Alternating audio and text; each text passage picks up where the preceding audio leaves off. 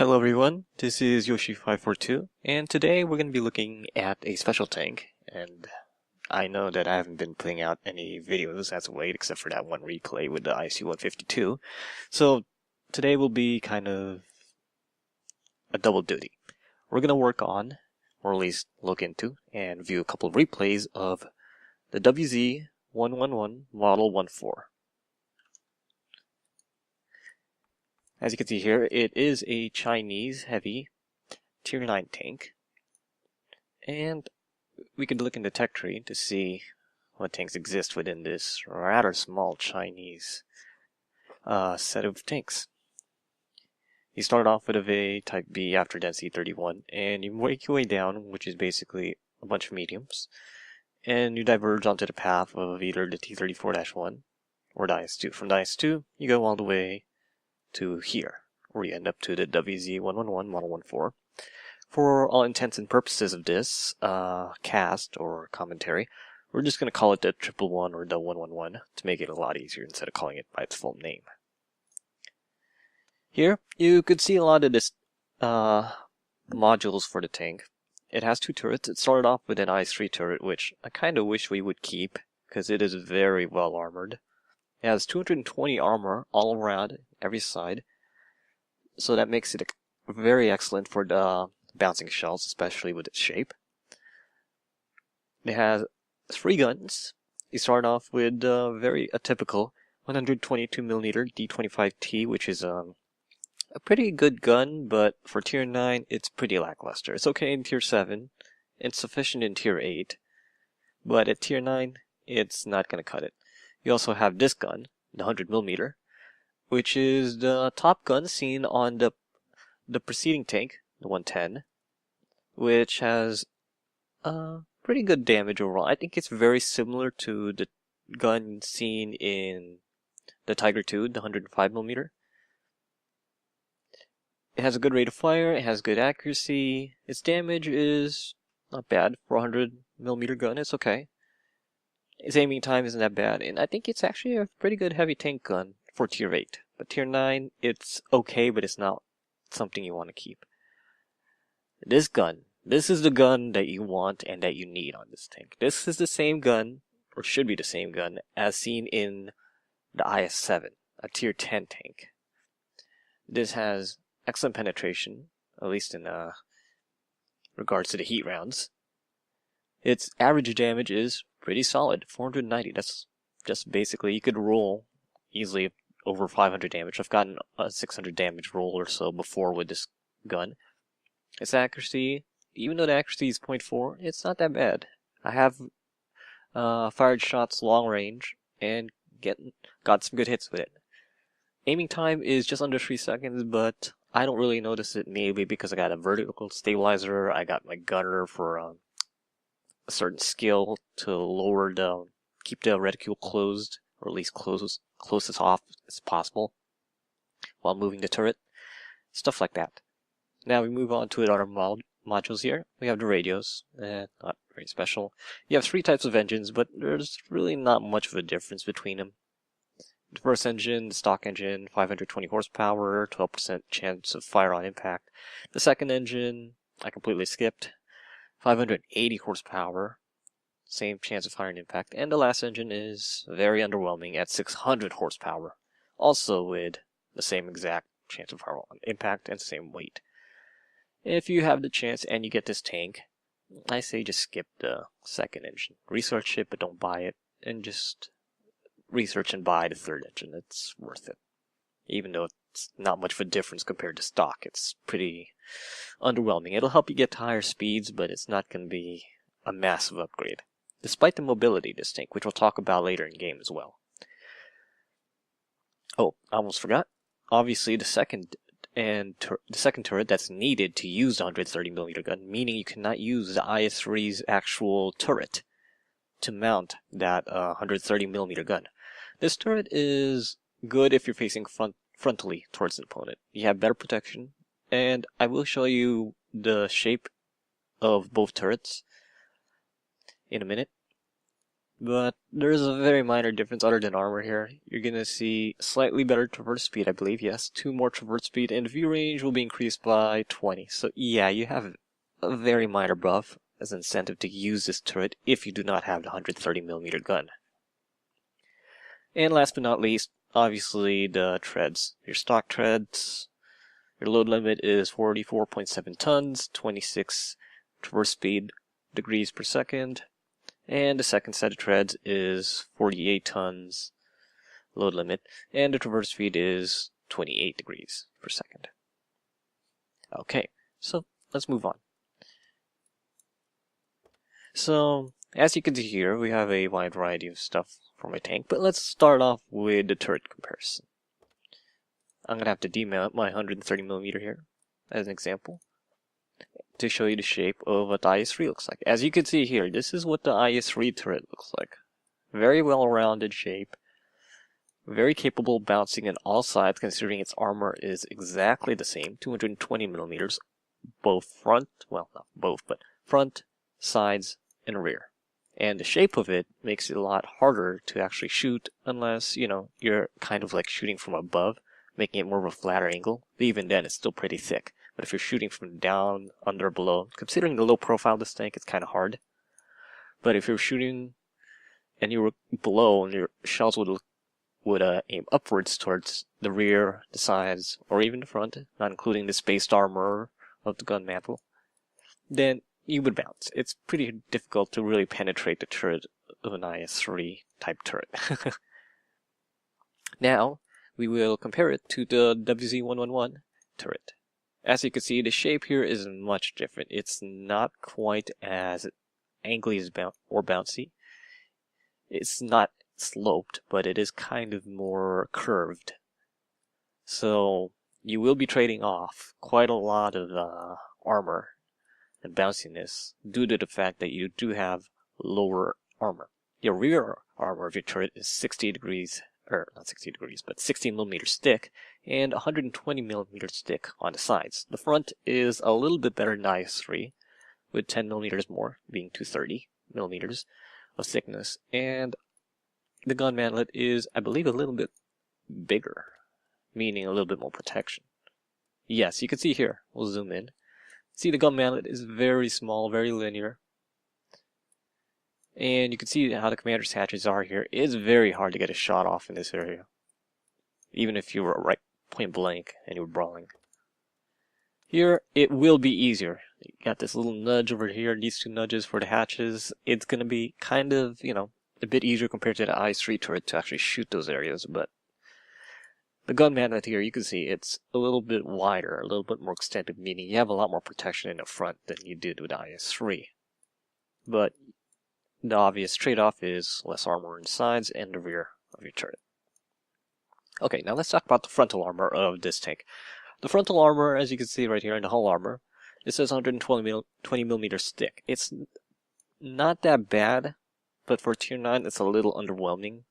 Because, I mean, if you think about the Tier 9, Tier 9 medium tank of both Chinese and Russian, which is T-54 base design, the WZ-120 and the T-54, they both have over 120 or 100mm of armor. The WZ has 100mm thick, which I could show you. It says right here 100mm of hull armor in the front, and it's shaped pretty well. It's shaped to be around 60 degrees of slope, and in this tank it's around the same, about 60 degrees, and this has kind of a semi-pike hull. If you look at the IS-8, I do not have that tank for comparison, but if you look at the IS-8, it has basically the same exact hull design. Very similar here.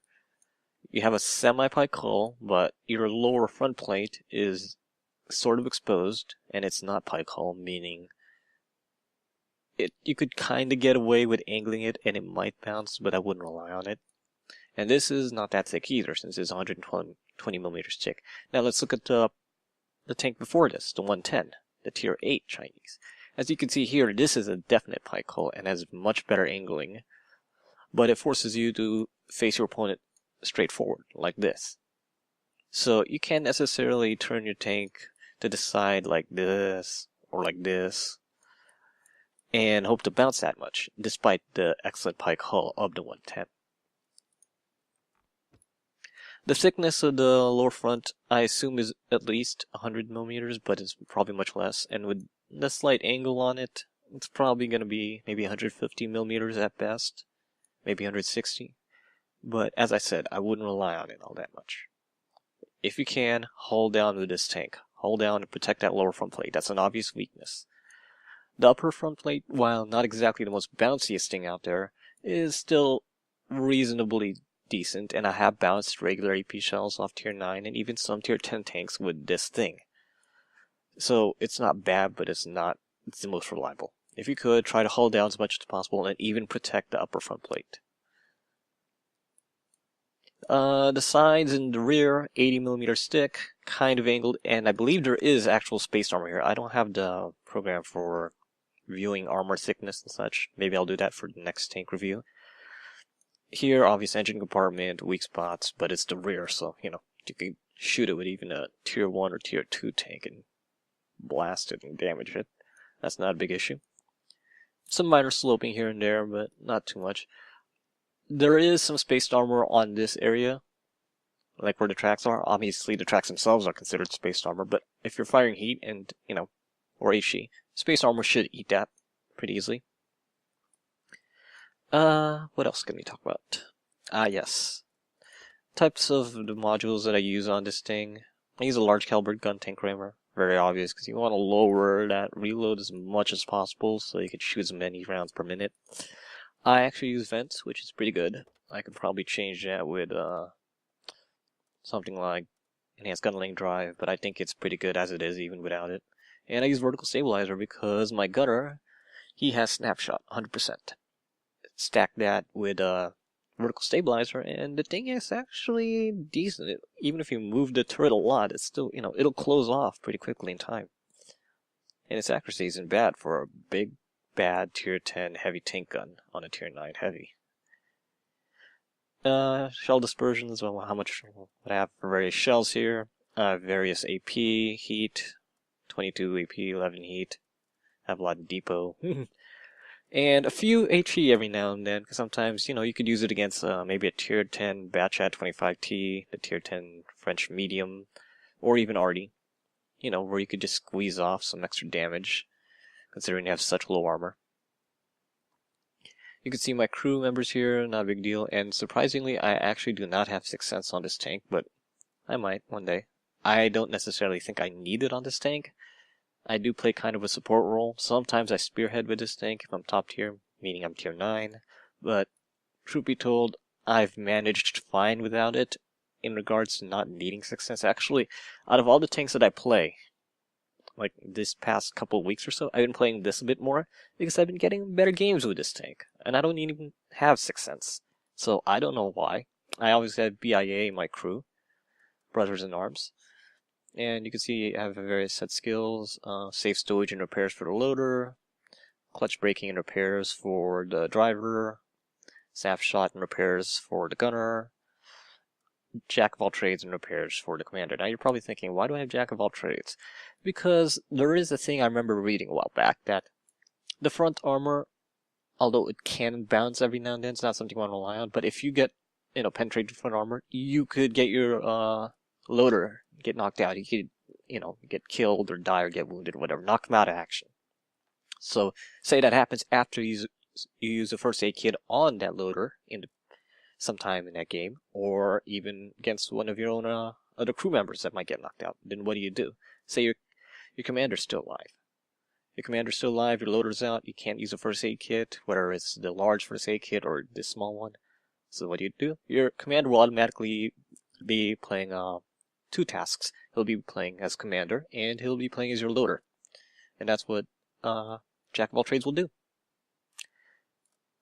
And I think it's pretty useful to have that, but to be honest, I haven't really necessarily seen the effects of Jack of all trades. I haven't had my loader die that often when I get penetrated through the front. Some people say they get it quite often, some don't. To be honest, I haven't really noticed it. but I think it's better to be safe than sorry. If I lose my loader, that's very important because the loading time on the tier 10 gun is, well, the rounds per minute is 4.29. In game, with what I have currently, that translates to maybe just over 11 seconds per shot.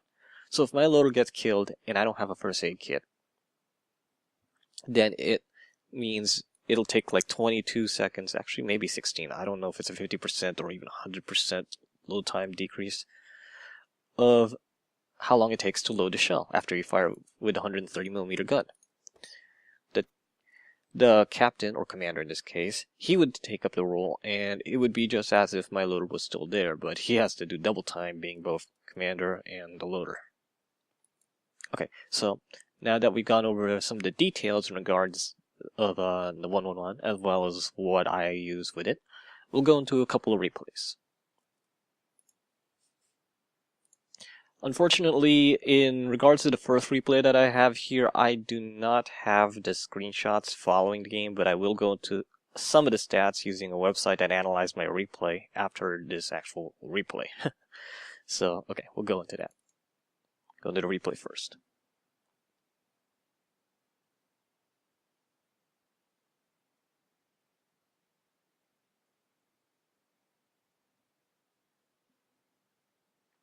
As you can see here, this is when the maps have been re-released in 8.8, Serene Coast. I will be spawning on the north side of the map, and it's going to be a tier 9 game. Speed this up a little bit so we can get started.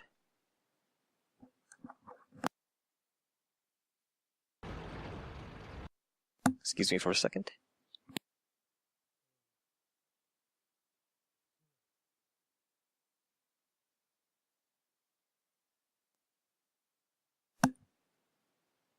Okay, let's get started with that replay. So as you can see here, before we actually resume, the loading time is just about 11.5 seconds for the 130mm gun of the 111.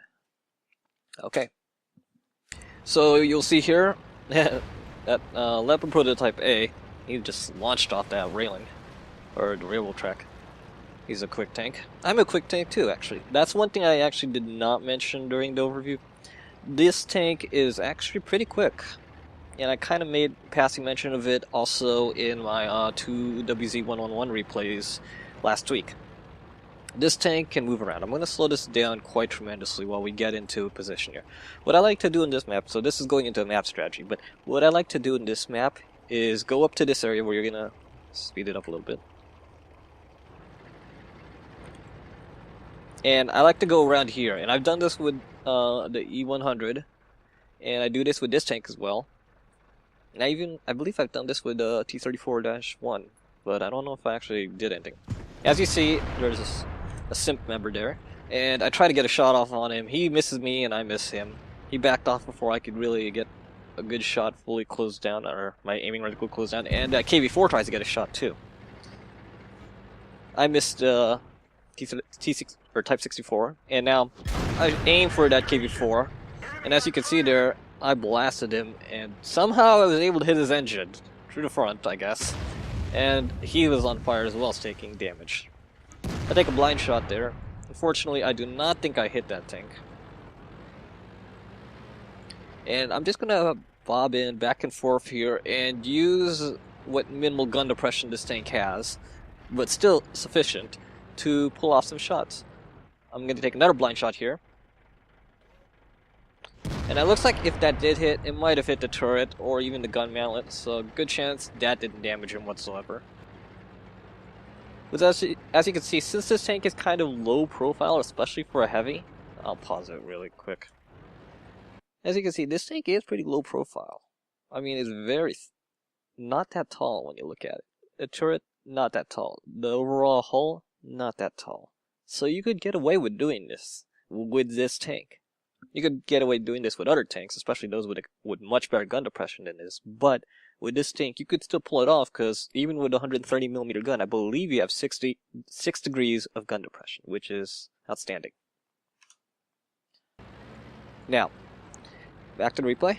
I'm going back to fixed camera, so you can see my POV. There's a T-54. And I try to get a shot here. I was lucky and actually hit him. And a couple of us shot that T-54 at the same time, or around the same time, and he died pretty easily. Already shot at me, but he only damaged my tracks and did minor damage to me. I tried to go for a shot on at 704, obviously did not hit him. Or no damage. And I'm still bobbing back and forth here because I'm letting that Leopard Prototype A just scout around and try to get spots on us, or try to get lights for us. I see that T-34 is still hiding behind that rock, and I can't get a shot off at him. I'm going to fast forward this, well, not fast forward, but increase replay speed a little bit more. There's a Conqueror here. And right now I have a T-34 on my rear, who's probably going to help me out. He'll actually play a much bigger role later on in this game. This T-34 next to me. And there's that T-34 that I want to take a shot, but oops, nothing. Airball.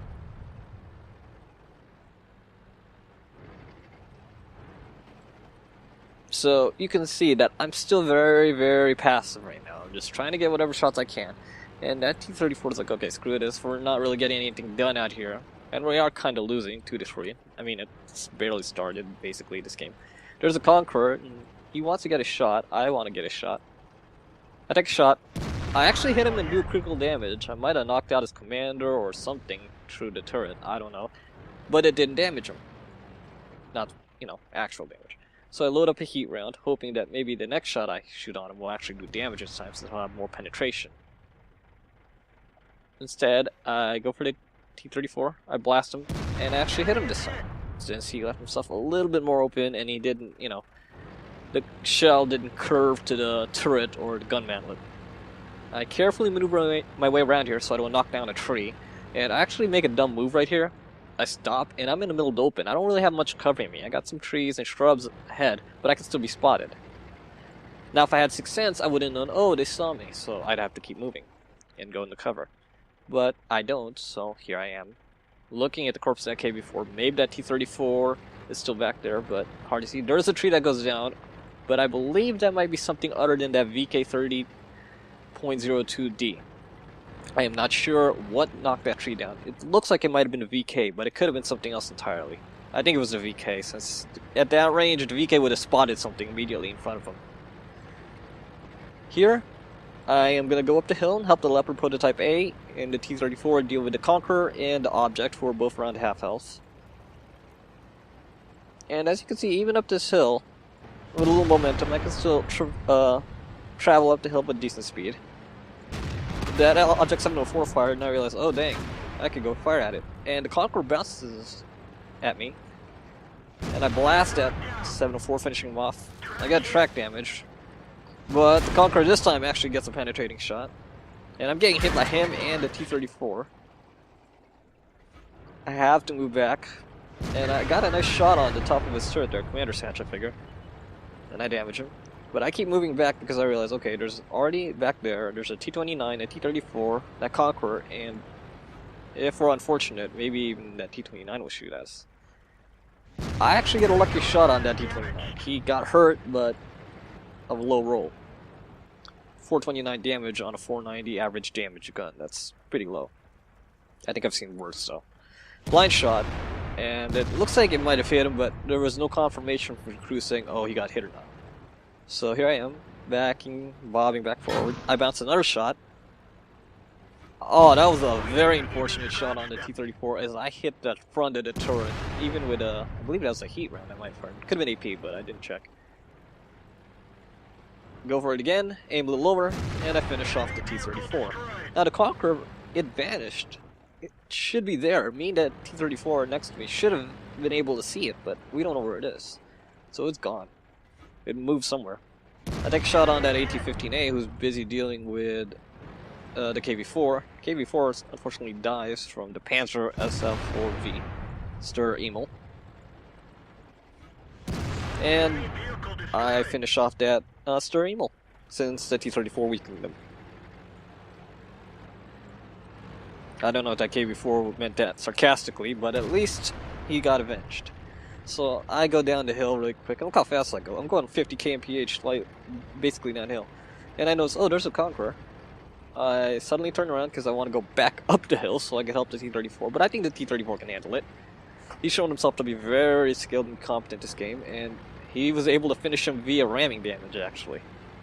You won't see the after-game stats, but the T-34 ally, he got a kamikaze because the Conqueror just rammed him, killing himself, considering the Conqueror had much less health than the T-34. So as you can see here, the remaining tanks on the enemy team is nothing but a Jagdpanzer II, and he's gonna die any second. He does take down a T-29 before he goes down. And there he goes. Game over. Our team wins 15-8. I got 3 kills, and as you can see, the damage is all on the bottom left. I did at least 4,100 damage, but I think it's actually a little bit more. I'm not sure. It might be the same. So we'll go to a Google Chrome webpage showing what I did. The direct amount of damage I did was 4,166, so just a little bit more than 4,100. I did 698 assist damage, and I received 1,200 damage, so I didn't take a lot of damage, to be honest. I fired 17 shots, 11 hit, 12 penetrated, ironically weird. 5 missed, and my accuracy was 71%. As you can see here, here's the number of tanks that I actually damaged. A lot of them were only tanks that I did 1 shot of damage, but it was enough. And since this replay was done this past weekend, it was 5 times XP for first win, and this was my first win. I believe it was on the 9th or 10th of November. Either way, I got 7,000 XP, and I got a decent amount of credits, 66k total. The repairs was 10k, the reload, or to resupply the ammo was about 13k, so I spent a fair amount of heat and AP. But I made okay profit in the end, because I believe I bought premium rounds for this tank as well as others due to discount. So it didn't necessarily count all the heat rounds that I spent. That's why my cost was only 13k, considering I probably fired 5, 6 or so heat rounds, maybe a little bit more. Okay, now having said that, we will go into the next replay. This one I do have the screenshots in a viewable JPEG format. So give me a second here.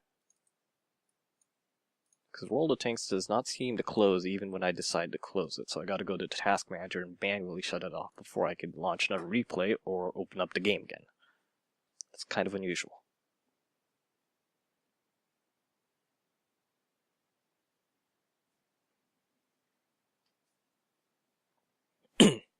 Okay, here's the second game that I have, also in the same weekend, which is basically a day later.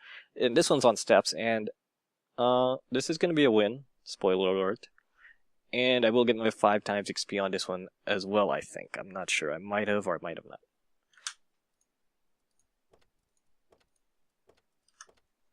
Okay, this is us spawning on the north, and you can see here we got a nice platoon in our team, all 50+% winners. 2 members from the Relic Clan, or subsets of the Relic Clan. I will be among the many tier 9 tanks in this game, obviously. And it's going to be a tier 9 game, as you can see. Time to roll out. I'm going to start off this game kind of sloppy, actually. It won't be till a while later on in this game where I actually start doing better and kind of showing my rule. But at the start of this game, I'm probably going to leave it around 2x, because it's going to be a lot of missed shots, a lot of wasted shots, and I'll just end up playing bad, or RNG, or my aiming will just not be exactly up to snuff. So for now, as you can see here, I'm going to lower it to 1 again, because I take a blind shot against that E75, which is gone. And here's a T-32, but he kind of sticks around for a while before he decides to actually move into the little back corner around H1. And there's a Chaffee on a hill back there, but I can't get a shot off on him anyway, so why bother? There's another E75. I want to try to get a shot off on him. And this is a really bad shot for me. You'll see why. Went low. Really low. I was aiming kind of, in the middle, but I didn't hit. They shot at me. I believe that was an E75 that shot at me, and he bounced as well. In front of my turret, maybe. Go for another shot. I hit the hill. So yeah, as you can see, I'm not doing well right now. One blind shot, no idea if it damaged or not. 2 shots already taken, also no idea if they hit or not. Well, we could tell both actually missed completely. I tried another shot here. That's now 4 shots in a row that I have not been doing well with. So things are not looking good for me. I haven't really damaged anything. And I have exposed my position, but I haven't taken any damage, so I guess it's kind of, you know, alright. That Chaffee's still there, but he's smart about it. He's just constantly bobbing over the hill and using his sight range or view range to spot. Now, my allies on the side of H1 are basically working over that T-32. Now they killed it. There's that E-75 that I tried to shoot at, and you noticed before it blipped out earlier, it had full health, so whatever shot I fired at it initially did no damage. Here, we're still stuck, and our team is actually losing by 1 tank. 3-4. But it's okay. The game is still going on early, and it's not like we're getting swept up completely on the northern end of the map, or the northeastern end of the map.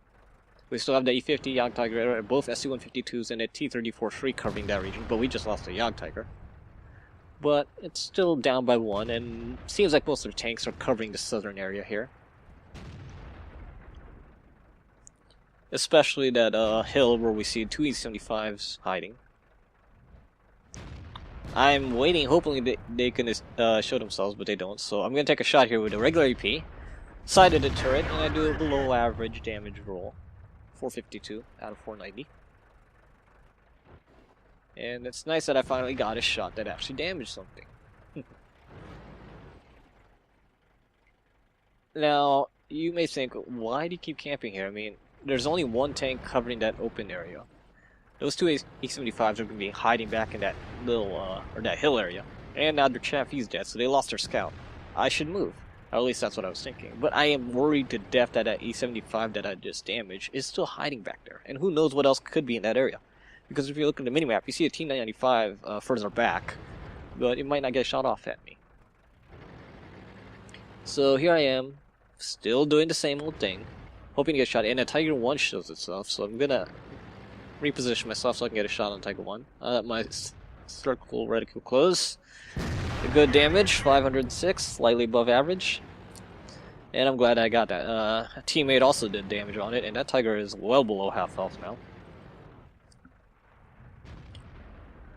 E-75 is at, well, 1044 health, and he's hiding back behind that hill because he's probably a little scared. He doesn't want to expose himself too much. Those 2 E-75s have taken some damage, but they still haven't really been, you know, damaged that badly. One is around half health, 986. The other one's around 1200 health. And I'm going to speed this up now because right now I'm just waiting for an opportunity, but nothing is happening. I'm not really getting much here. And they take out one of our tanks, which was a Tortoise. That Tortoise really tried. I mean, he was in the front line, but he could only do so much. He probably had like 3 tanks or 4 tanks firing at him during that time. So we're going to increase it to 4x until... Okay, here we go. Down to 1. And you can see there's a lot of shots at the lower hull that E-75 got. He exposes the side of his turret, which gave me an opportunity to blast him. He didn't like that. They're taking shots, but I back up and let the rock cover most of me. Go for another shot again. And that did a good roll as well, 513. And he's down to 241 health. And I believe that was a heat round I just fired to. I had to fire heat because I realized, okay, if it somehow goes too high, then maybe it might penetrate through that upper front. That one looked like it hit the tread. But it was enough to kill him, so whatever the case may be, I'm glad that it did. So that's 1 E-75 down. We still got 2 in that region. And I don't know what to do, but I thought, okay, you know what, screw it, YOLO. Yes, YOLO. I mean, I haven't taken any damage whatsoever, and this is a very risky move. I'm gonna go up, because I want it, you know, my team is still hiding back there, but I have no idea what they're gonna do. And this T-95 shoots me, and he did 269 damage. I'm like, that can't be right. He fired HE. You can see the little HUD display here, which I'm going to pause. Oh, it's gone now, but before we engage in E-75, there's a little display on my HUD that, it's an add-on or a mod that shows what exact guns and modules the tanks that you target do have. So as you can see here, I'm going to lower to, not pause, but if I get it highlighted again, I'll show it to you while leaving it at 1/16.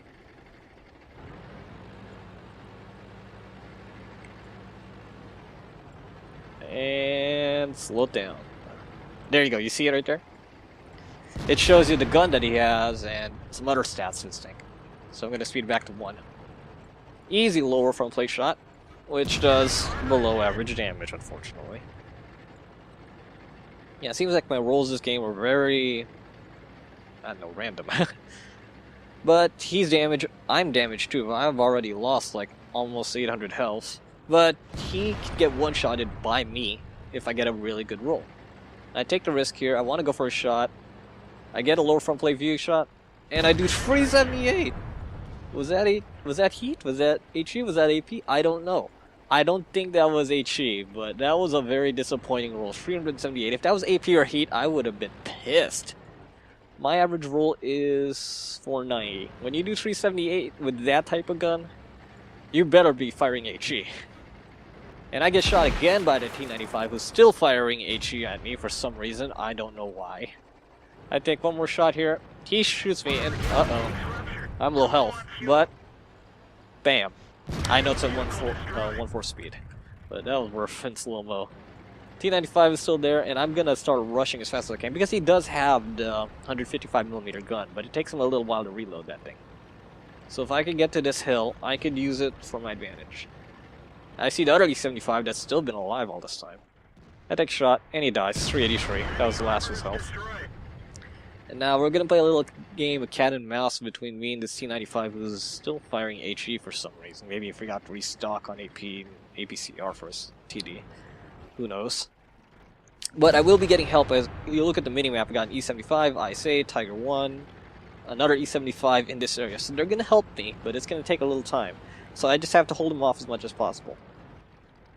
I take a shot here, and that was an AP round, and that bounced for some reason. I thought it would have hit that that bulge or commander satch. It kinda did, but kinda didn't. But it wasn't enough. Might have been a low roll on penetration. It was not enough to somehow penetrate it. As you can see there, it did look like it hit. Or it might have been really close. This time I got a shot off, and I did 460, which is good, but not great. Still below average. I go for it again. 470, still below average. Not getting good rolls, to be honest here. But it's okay. Going for it again, and this time I make a move to say, okay, no, it's good. Let's just go shoot the treads. And he got kinda dislodged here. He instantly repairs. And he did 39 damage. I'm not sure what he fired at. He might have fired at my turret. He kinda rushed that shot. And with HE, not much damage. 39 is not a lot. That was an HE round too, unfortunately. I kinda panicked and used HE.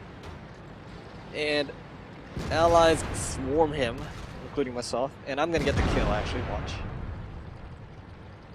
Finish him off. Before the E75 could ram him to death. Yes, I did use an HE round on that T95. I did panic, because I was thinking, okay, if I use an HE round, I should be able to take out his tracks instantly. But I didn't really get that opportunity, because I wanted to keep him tracked after I used a repair kit. That's why I kept HE. I even mentioned, I'm glad he was firing HE. That T95 is complaining about the Caernarvon. I believe that's how you pronounce it now. I don't know. And we have a tank capping. He's capping as well. We're gonna probably have someone else go cap on theirs so we can win it. But just in case, what I'm gonna do is I'm gonna bum rush the crap out of that Caernarvon. And I'm gonna see if I can at least, you know, stop its cap. Not kill it, but stop its cap. That's what I want to do. And we talk a little bit in chat while I'm on cruise control here.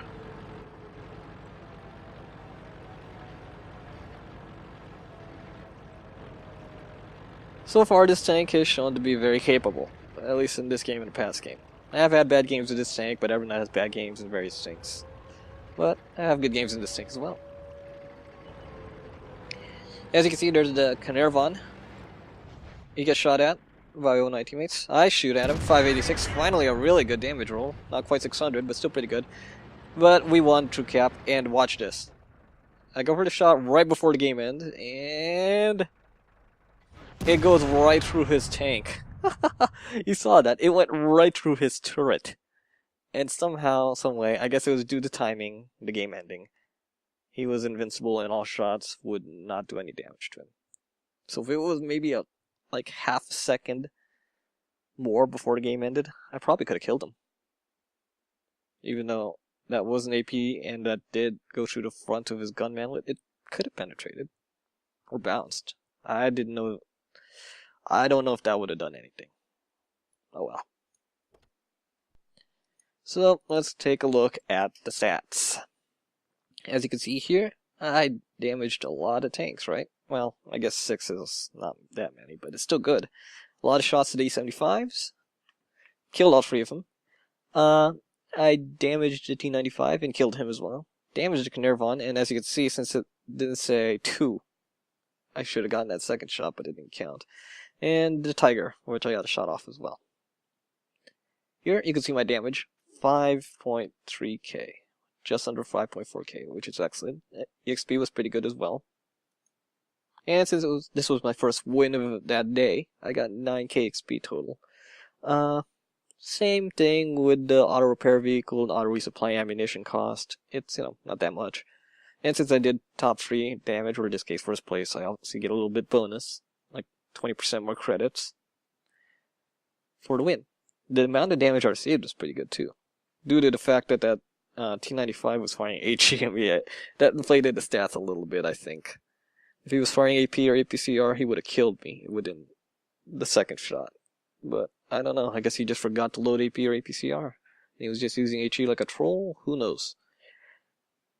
22 shots fired, 16 hit, and 16 penetrated, which was pretty good.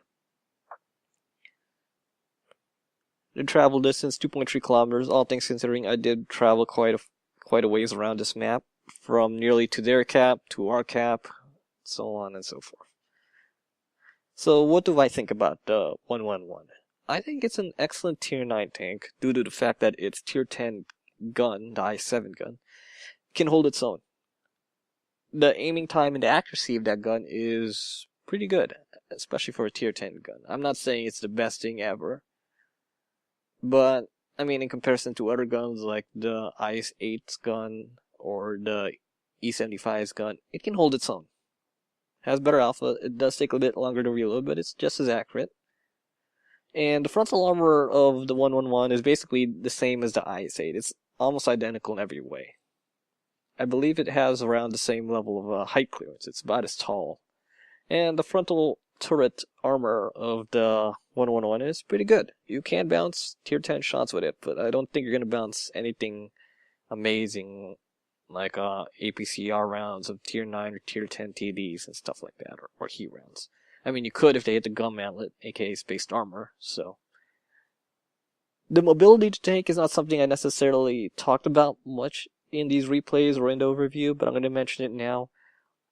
The mobility of this tank, and also the 113, but I don't think I'll be able to review or do replays of the 113 anytime in the future, because I just despise that tank.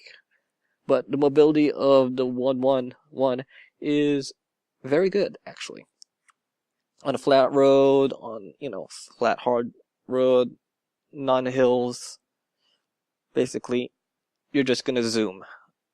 Your traverse speed isn't much, it's 28, but it's okay for a heavy, and your speed limit is 50 kilometers an hour. And you can hit 50 pretty easily, or near 50, like 46, 47, on even grass or dirt. You can just do that really quickly.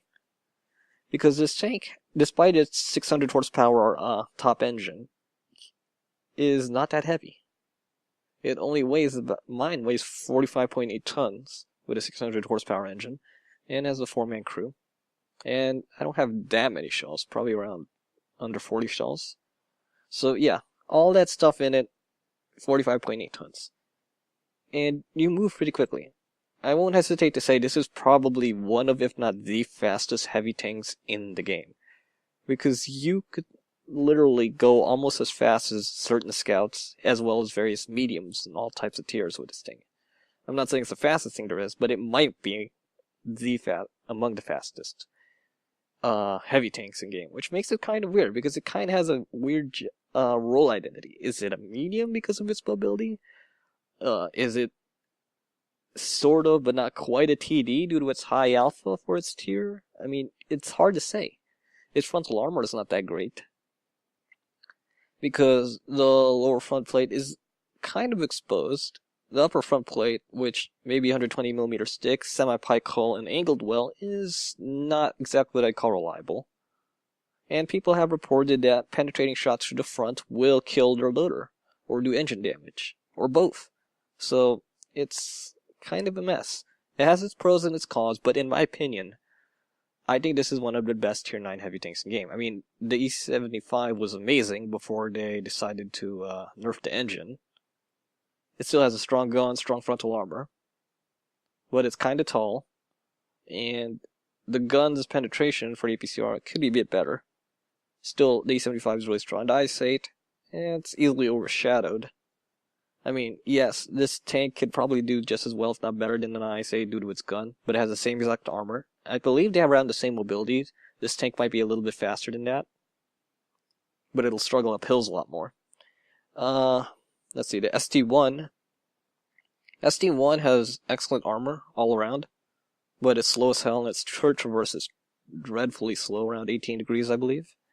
This one has 26 degrees. And the turret of the ST1 has some really, really obvious weak points on the side, because it could be very flat and easy to penetrate if it's, looking away from you. But its gun is around a 440 damage, similar to that of the IS-8. Let me see, what other Tier 9 heavies exist? I don't have World Tanks actually reloaded, this is the replay, but there's the French heavy, which is AMX 5120, autoloader, very strong. Probably has around the same mobility, if not maybe better. I don't know. It's an autoloader tank, but its frontal armor probably not that sufficient. But it's a glass cannon type heavy. There's the M109, a very obvious tank, and I have lost one-on-one battles to M109s before. Sometimes it's hard to just penetrate the commander's hatch of that thing. It's a lot more obvious to shoot the commander's hatch on, say, the Tier 10 version, the T110E5. But the M109, it's kind of hard to penetrate that or hit that. And sometimes they might be hulled down, meaning the bulgy lower front plate of the M109 is hard to damage. And the gun on that thing is 400 damage, but has a very good reload, so that's pretty good. And for the life of me, I can't remember the bridge. Oh, yeah. It's the Conqueror. There you go. Yeah, as you saw in the first replay, I dealt with a Conqueror, but I didn't necessarily kill it, and I didn't really go one-on-one with the Conqueror. I did some damage with it, we traded damage with each other, but I believe this tank can outdo the Conqueror. The only thing the Conqueror really has is possibly just better accuracy, slightly lower, aiming time and accuracy and reload, but I think this tank could probably out-DPM it if need be. Its frontal armor is probably no better and no worse than the 111s. Might be actually a little bit worse. Its mobility, probably around the same, if not less. I think less. So, after going through in my head what I think, various Tier 9 heavies are, I think the 111 is really good. Might not be the best, but it can fill various roles in a pinch. It can go to one spot and become a medium due to, as long as it goes in a straight line on a flat road, it'll get there quickly. It has a strong gun, meaning I'm not saying it's going to be a TD overnight, but it can do a decent amount of damage. And the accuracy of said gun is much better than I anticipated. I thought it was actually going to be pretty bad when I got the 130mm gun on this 111, but it's actually very, very accurate, in my opinion.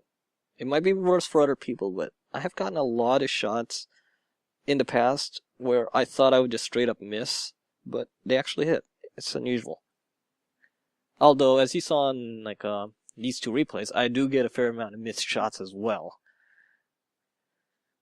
But even so, my opinion of the gun hasn't changed. The gun is high damaging, good, decent DPM, and can be pretty accurate, despite what the stats may say.